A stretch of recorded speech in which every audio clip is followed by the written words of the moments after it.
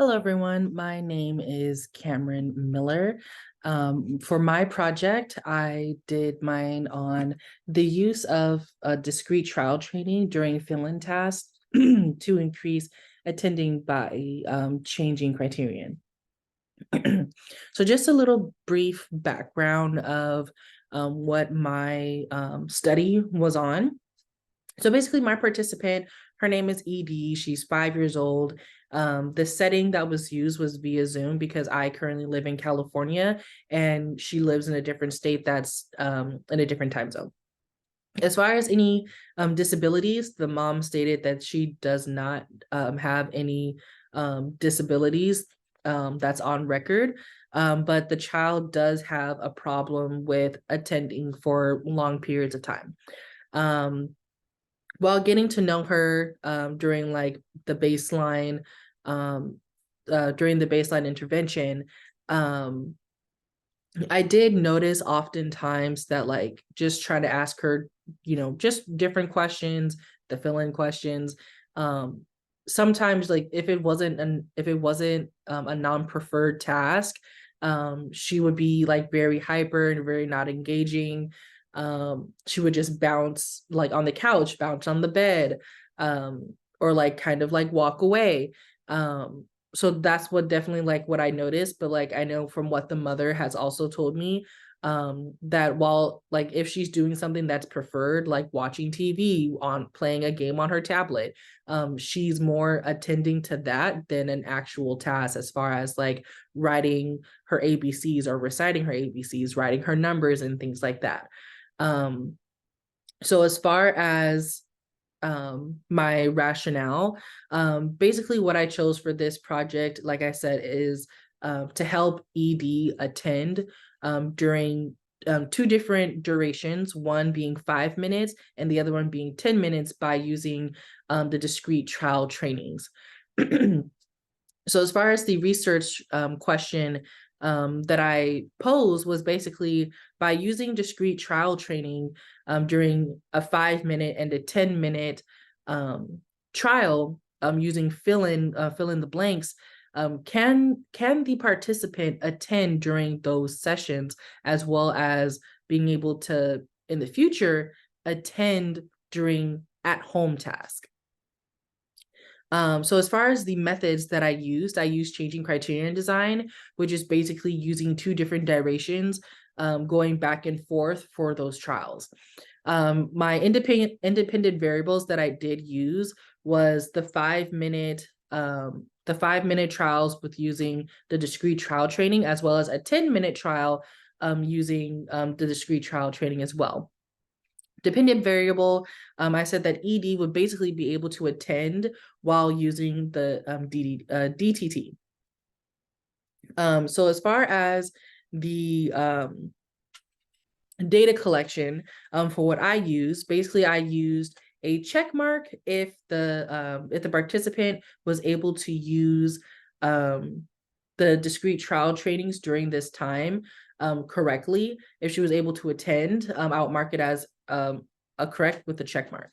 If she wasn't able to attend during either one of the sessions, whether it be the 5 minute or the 10 minute, if she was bouncing up and down, walking away, if I had to redirect her or she didn't answer a question, I would mark it as an X, which would be incorrect.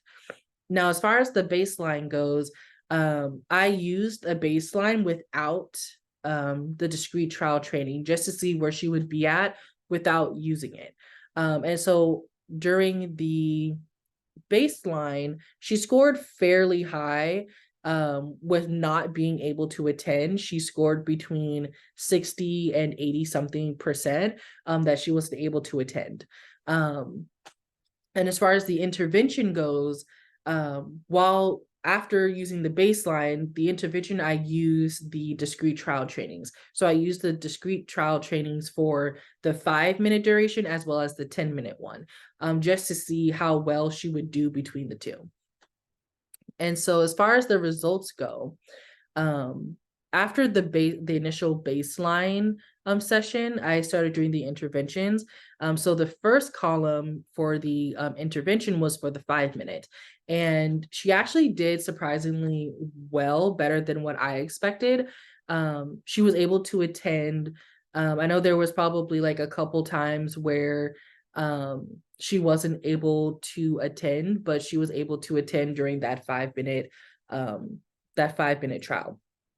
Now in the second column, she had a more of a difficult time, I think over 50%, where she wasn't able to attend. Um, I think during that time, like she got antsy because we did take a break in between the 5 minute trial and the 10 minute trial. And so coming back to doing, more work, she really didn't want to attend. She did attend, was able to attend on the third and the fifth trial. But for the first, second, and fourth one, she wasn't really able to do it that well.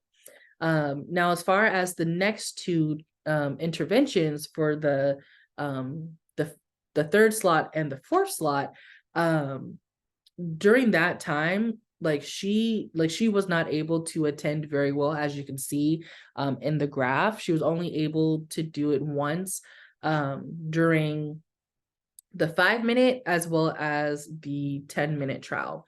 And I think the reason what kind of played a part in that was the fact that we usually, like at least for the first trials that we did, we met like very early in the day. So where like she was able to attend and things like that. But for the middle two trials, we had to change our time slot because of the mother's availability. And we did it, I think, probably like 8, 9, 10 o'clock, which is late for the child because she usually goes to sleep around that time. So basically she was running on fumes, trying to attend to, this study. And as far as like the second to last one for the intervention, she actually did very well. She was able to attend. She didn't have any like behaviors. She wasn't, getting out of her seat and things like that. She actually did fairly well.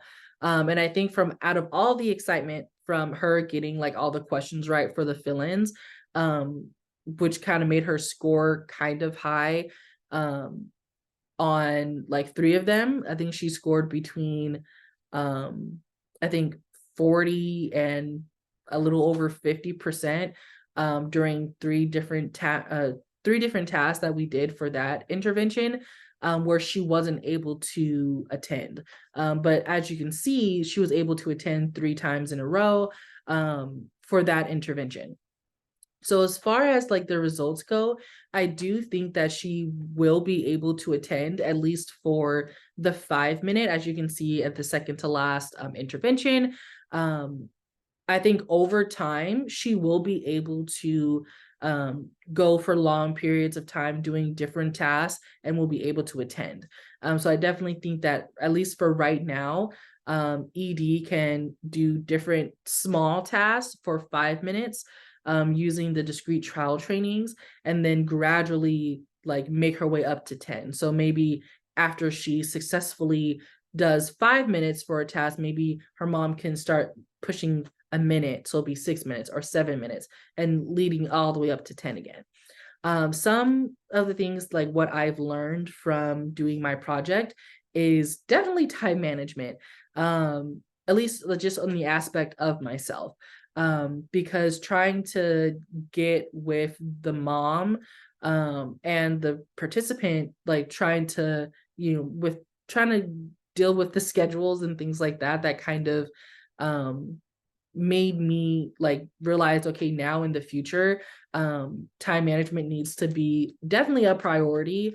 So that way I can manage my time trying to do various tasks. Some of the limitations that I have endured during this project, I would definitely have to say the time difference. As I mentioned before, I feel as though the middle slots for the intervention definitely played a part in like those results is because of the time difference. So I think that having the person in person would probably be better to do these type of like assessments, trials, and things like that.